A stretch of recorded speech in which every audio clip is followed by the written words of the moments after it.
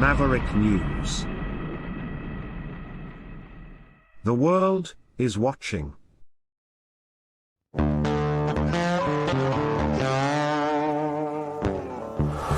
In a universe full of ideas, we draw lightness from the dark to a place where opposites attract. Right meets left, positive touches negative, sparking an explosion of truth. Because politics makes strange bedfellows.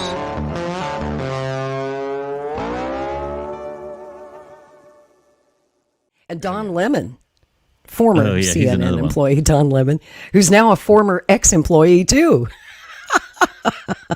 That was a Apparently Elon canned him, Elon signed him up to do a show exclusively on X. I think that lasted for a week. And then he interviewed Elon Musk. Did you guys see that? I saw parts of it, yeah. I didn't see that, no. I knew it was a bad interview all the way around. And if you can find that clip, Rick, it's great. Yeah. See if you can find that. And then when it went south, he went running back to CNN to say how terrible Elon Musk was. The people that fired him originally for doing that kind of stuff. And there was something like, his contract, he was asking for a Tesla super truck and all these like these ridiculous contract demands. And they did this one interview that went really bad. And I hope Rick can find the clip. But I could tell 10 seconds into that interview, I was like, Elon's going to fire your ass. He's going to fire your ass. And sure enough, he got fired. Yeah. Like Joe Biden said, well, son of a bitch, he got fired. I don't know what happened to CNN because there was a time when they were the good guys. You had Fox that was right. You had MSNBC that were out the window on the left. And CNN was kind of like the boring people, but they basically told you how things were going, And that all changed in 2016. I mean, they just went nuts. Yeah. They decided we got to pick a side. And, a lot of that, I'll say this, is the blame of the viewer. And I get a lot of flack for saying this. But we as the viewing audience have caused a lot of this. I'll let you go to your clip. This is good. Take a look at this. Do you believe that X and you have some responsibility to moderate hate speech on the platform? That you wouldn't have to answer these questions from reporters about the Great Replacement Theory as it relates to Democrats? I don't have to answer these questions. The Great Replacement Theory as it relates to Jewish people. Do you think that? I don't have to answer questions from reporters. Don, the only reason I'm doing this interview is because you're on the X platform and you asked for it. Otherwise, I would not do this interview. So you don't think? Do you think that you wouldn't get in trouble or you wouldn't be criticized for these things? I'm criticized constantly. I could care less. Illuminating in so many ways. All right, I have two things I want to ask you about that, Don. First, the Great Replacement Theory. Right. As you bring it up, he has tweeted a tweet he shared. Increasing illegals boost Dem voting power, causing them to recruit more. If Dems win President, House, and Senate, they'll grant citizenship to all illegals, and America will become a permanent one-party deep socialist state. Right? He has gone there directly. How much does he stand by these ideas? Well, he didn't quite seem to understand that he did. Originally, he did that with Jewish people, sort of a Great Replacement Theory thing that he did with Jewish people. And he got in trouble and he had to go to Auschwitz and answer questions and apologize and go with Ben Shapiro. But he doesn't understand that sort of rhetoric that he talks about, the Great Replacement Theory and a migrant invasion. That's what radicalized shooters use in their manifestos, those exact words. The people who go and shoot up people, whether they be Latino people who live in Texas or black people who are in a supermarket in Buffalo or Jewish people who are worshiping, those people use the same rhetoric, that they are tropes, that they're either racist for Latinos or black people or for Jewish people.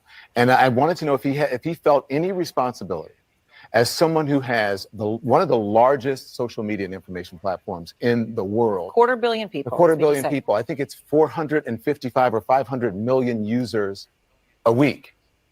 And it doesn't seem that he feels that he has any responsibility with that because he seemed really averse to facts.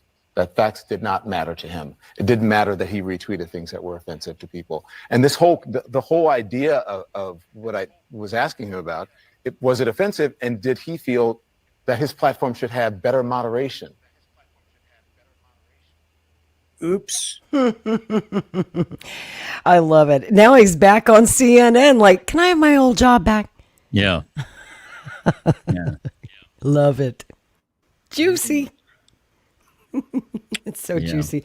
Is it just me, or is Don Lemon the most annoying man on earth? He's annoying. Mean, you could tell he was just getting under Elon's skin there.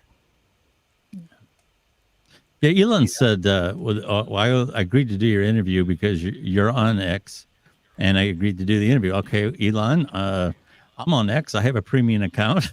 Why don't you come do an interview for me? There you go.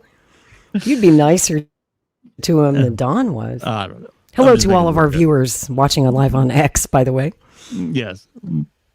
Man, you could see the Jewish space lasers coming right out of Elon's eyes and penetrating Don Lemon.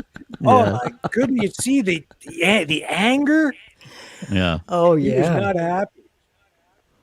I bet he walked right out of that interview and went to Linda and said, "Fire that son of a bitch." Yeah. Right now.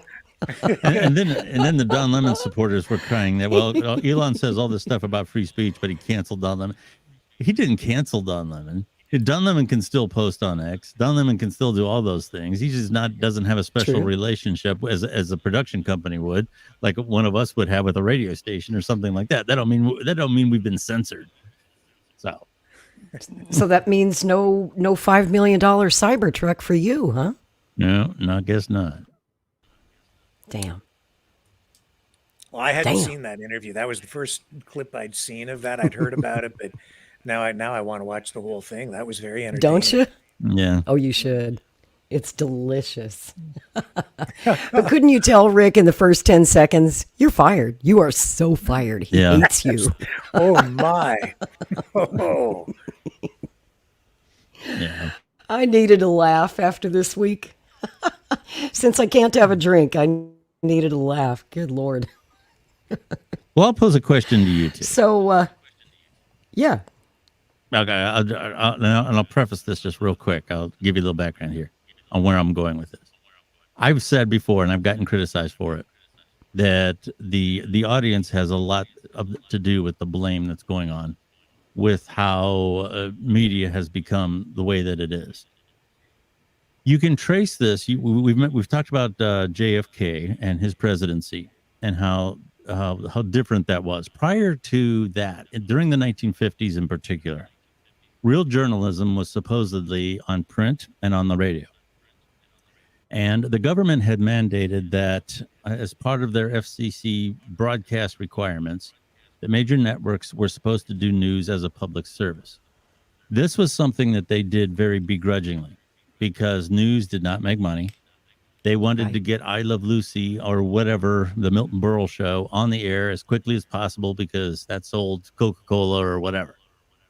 And they did it very begrudgingly. They did not like having to do the news. In 1963, on November 22nd, America was glued to their TVs for 3 days, 24 hours a day.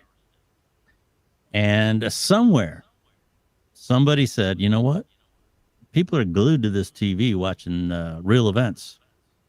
And we don't have to pay actors. We don't have to pay writers. We just point the camera that way. And during the 1960s, I think there was a certain decorum that broadcasters had, even with all that went on with the civil rights movement, the riots, the Vietnam. There was a certain decorum. I think Watergate brought in the bloviating. What did the president know? How much did he know? And when did he know it? Blah, blah, blah, blah. And they started to realize that they were affecting public opinion. The people looked at them as authorities.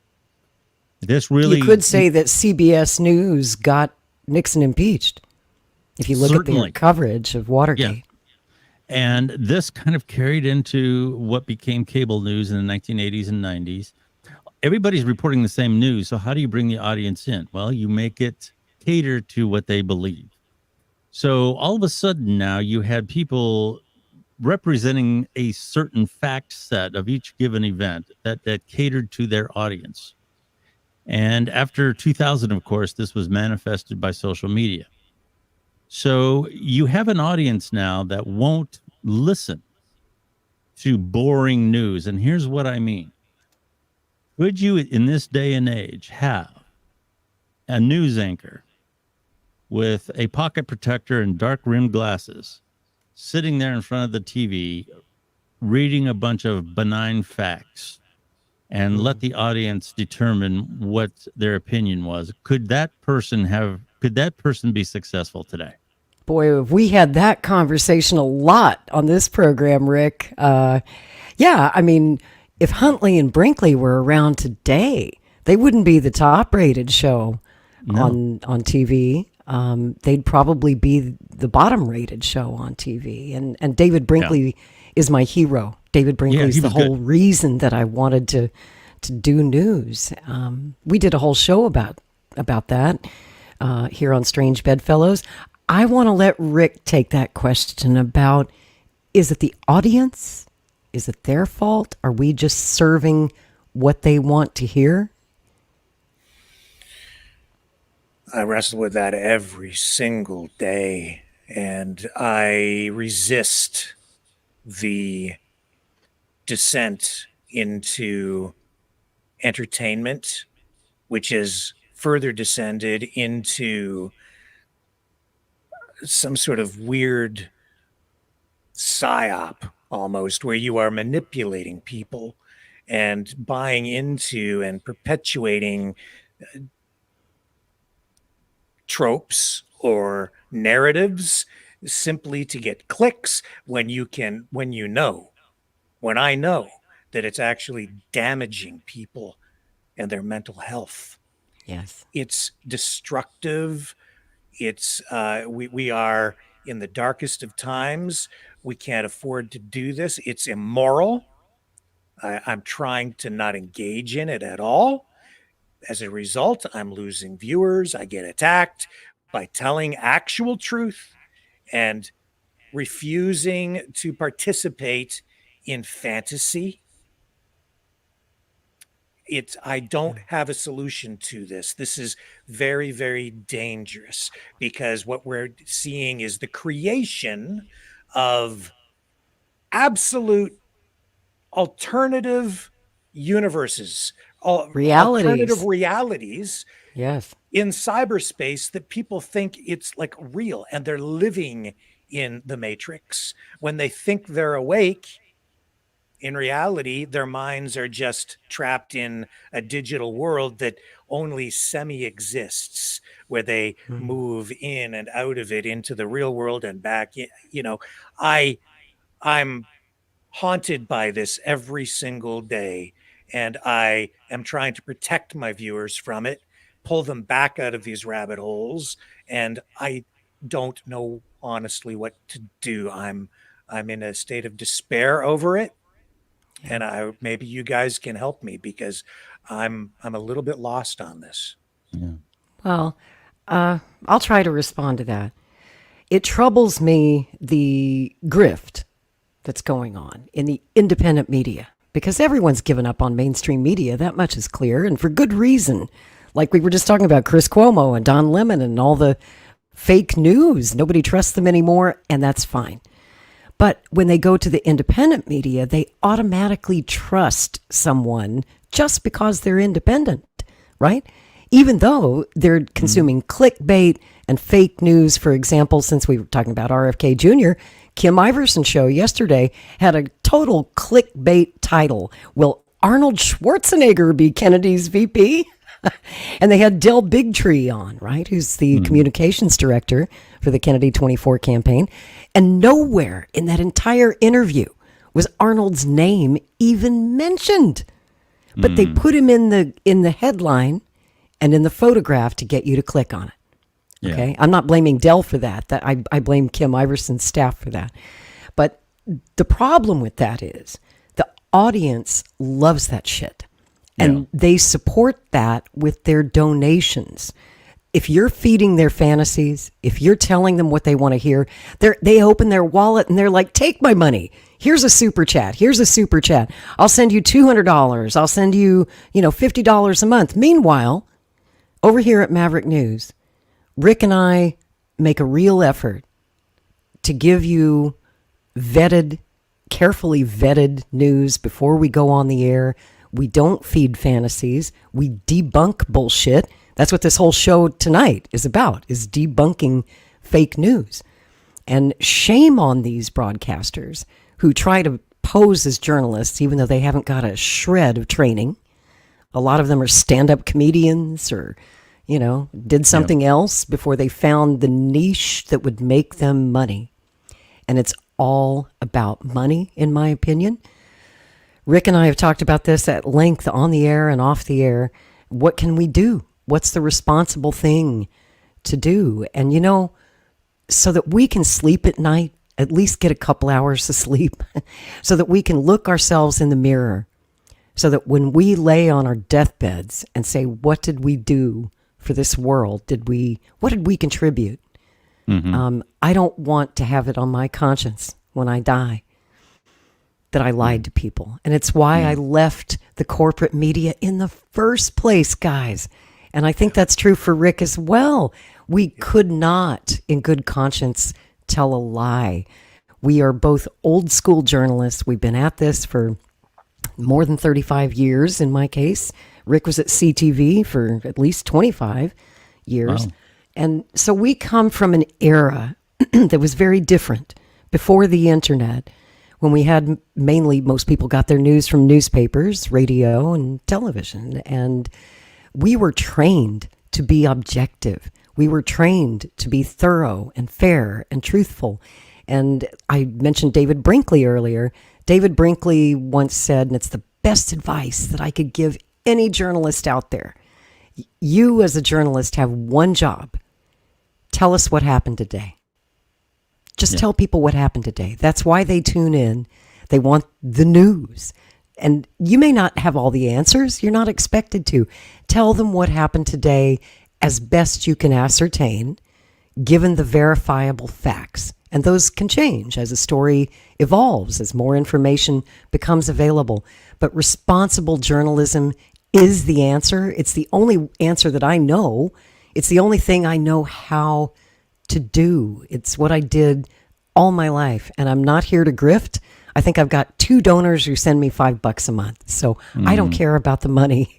I'm not doing this for money. I'm doing this for the love of the craft of journalism. And I know that that's why Rick gives 3 hours of his night every night on the air, 7 days a week, holidays too, time away from his family. And not to mention the hours and hours of research and production that goes into Maverick News before he even opens the mic and goes live. It's a lot of work, folks. Yep. And I guess this would be a good time to say, please donate. Mm-hmm. Put that donation link down there, Mr. Rick, and remind people that if you cherish and value real journalism, honest journalism, done by honest journalists, people like us who are kind of old and long in the tooth, that used to matter. Think back when we were kids, when we were growing up in the 70s and 80s, the anchor on the evening news was always an older guy. Yeah. Walter Cronkite, David Brinkley, Chet Huntley, the greats, Frank Reynolds. I could go on. They always picked the senior newsman to sit at the desk, and there was a reason for that. They weren't trying to appeal to the kids, They weren't trying to go viral with something. That was not how it was done. It was about authoritative news delivery. You knew that you could trust Walter Cronkite, Uncle Walter. And even they got the story wrong sometimes. That's part of journalism. But when you do screw up, you need to immediately issue a correction. Yeah. As soon as you know you're wrong. But so many of these fake news stories, like what we just saw from CNN this week with Aaron Rodgers, once they let it get legs, they wanted it to go viral. Even if it's total bullshit, look how many people watched it, though. Absolutely. Right? That's probably the best ratings that CNN has had in a long time. Sure. Anyway, that's my rant. Yeah. And put your link up there, Lori, for people who want to support your show specifically and your channel. You can just go to strangebedfellowspodcast.com. Thank you, Rick. Okay. It's very kind of you. Send me $1. I need $1. Dollar bill, y'all. While we're at it, Billy, how do people find your work and your channels? Sure. If you're a podcast fan, and I certainly hope that you are, you can search for the Billy D's podcast on any platform. I'm on all the major ones, and most of the little ones too, as far as I know. There's some that I haven't heard of. I learn about new ones all the time. But yeah, the Billy D's podcast is available on all the major podcasting networks. And you can find me on X, formerly known as Twitter, at Billy D's, and there's links in my Twitter bio as well. And you can find me on most social media. I don't maintain them all. There's just too many. But if you just search Billy D's or the Billy D's podcast on most social media, I come up as well. So pretty easy to find. Thank you for asking. I love your show, Billy. You've made a fan out of me, and you had me on as a guest this week. We had a lovely conversation, and it was only about 40 minutes or so, and it just seemed like we were just scratching the surface, and that's why I wanted to have you on Strange Bedfellows tonight, so that we could have 2 hours to really take a deep dive, get to know each other, let our audience get to know you. And I couldn't think of anyone better to have a mature discussion about fake news and social media and the mainstream media, and how a story, something as simple as who RFK Jr. might choose as a running mate, could go so wrong. Yeah. Or some might argue that it went right. It keeps your name in the papers. Maybe that's a good thing. I personally think it did more damage to the campaign than it did any good, but what do I know? I've only been in news for 35 years. Don't listen to me.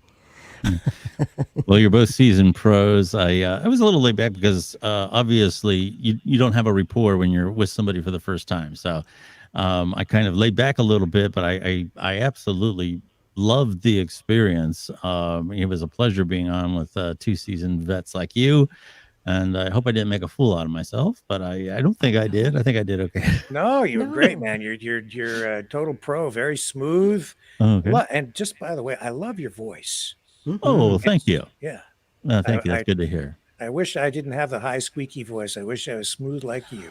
No, you're all right. Your voice is fine. Yeah. I'm being honest. Actually, I hate my voice. No, get out. Really? Yeah. Oh, yeah. You got a great voice.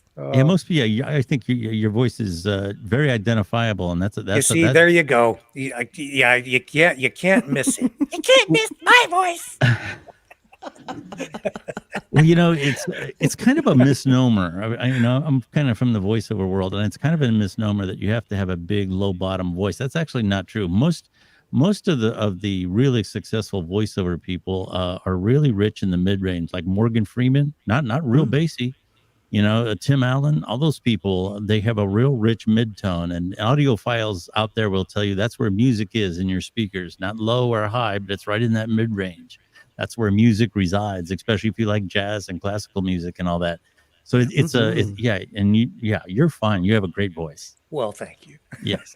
Rick has that lovely, soft-spoken delivery.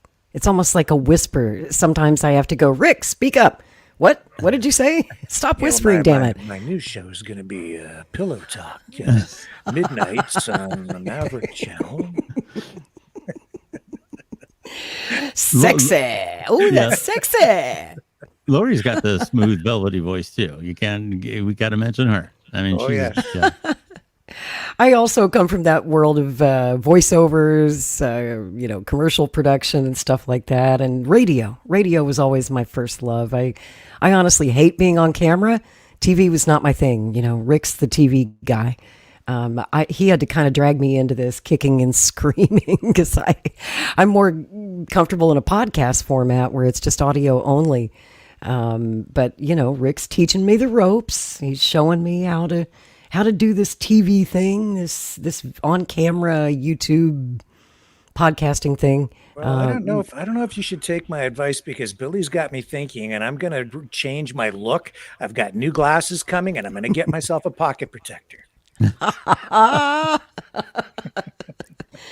Oh my goodness! And I should have worn it. And it's all about a good microphone too. I mean, I think Rick told me he uses like El Cheapo microphone. But when you're blessed with a great voice like Rick, you don't need a super sweet mic like you and I use. But for audio folks like Billy and I, it's all about that microphone. Just kind of takes whatever natural talent you have and sweetens it up, makes you sound so good. But when you hear me on Twitter Spaces, then you hear what I really sound like, and I sound just like everybody else. The microphone does the magic. Yeah, you sound pretty great on Twitter Spaces too. Yeah. That's very kind. That's very kind. I have enjoyed this so much. I always hate to bring these conversations to an end. One of the things I love about Strange Bedfellows is, I have to be so professional during the week. And I love that we do this on Saturday nights when I can let my messy hair down and just be myself and cuss a little. I would say drink a little, but I don't drink. I'm just having coffee. And shoot the shit with you guys and have an honest to God conversation, which is what podcasts are supposed to be all about. This is not a news program like Maverick is. This is a talk show. It's conversation. And that's what a good podcast ought to be. So I really hope that you guys enjoyed it. Thank you, everyone who tuned in. Thank you for supporting this show. And thank you for supporting Mr. Kennedy. If we have some Kennedy supporters out there, I got to get a plug in for my guy. His big announcement of the vice president is coming up March 26th in Oakland, California. We will most likely be covering that for you live here on the Maverick News Network, if we can make that happen. Set up a live stream for you. Oh, yeah. Think so? Oh, yeah. Yeah, I think so. 100%. I mean, shit, we've covered this campaign from day one. We had Bobby's announcement. Can you believe it's been almost a year? It'll be a year next month, April 19th. We had that live. Wow, a year goes by fast, and what a year it's been, man. And what a 7 months we have ahead until November the 5th, Election Day. But who knows what's going to happen with the VP. I trust that Kennedy will make the right choice. But I'll tell you this, folks, since we're begging for money here, this is not a grift. Our campaign still has to get on the ballot in about 46 more states, I think. And ballot access initiatives are extremely expensive. We have a lot of volunteers out there collecting signatures, but you also often have to hire people to go get these because you've got a short window of time. In some states like Texas, you have less than 2 months to collect over 100,000 signatures. And so you have to pay signature gatherers, and the whole thing's really expensive. Plus, the Republicans and the Democrats are going to have big, high-priced lawyers challenging our ballot access in these states, and we're going to have legal battles to fight as well. So this would be a good time to remind you, if you haven't already, donate a few bucks to Mr. Kennedy's campaign. We really do need the help right now. And on top of that, once he picks a VP and he brings him in, because there's no Secret Service protection, we have to pick up the cost of not only protecting Bobby and his family, but it'll also be our responsibility to protect the vice presidential running mate and their family. So our security costs that are about $1 million a month are about to double. Okay. So if there was ever a time to donate, it's now. Please go to Kennedy24.com and pitch in a few bucks. No one's going to sneeze at a $5 donation. We thank you. We thank you so much for that. And thank you, Billy Dees, once again for sharing your wisdom with us. Thank you, Rick Walker, for being my friend this evening and for all you do. And thank you, everyone, for watching Strange Bedfellows. Until next Saturday night at 9 o'clock. Peace. Good night, everybody.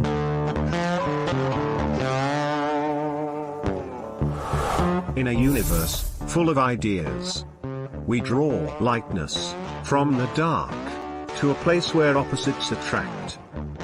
Right meets left, positive touches negative, sparking an explosion of truth. Because politics makes strange bedfellows.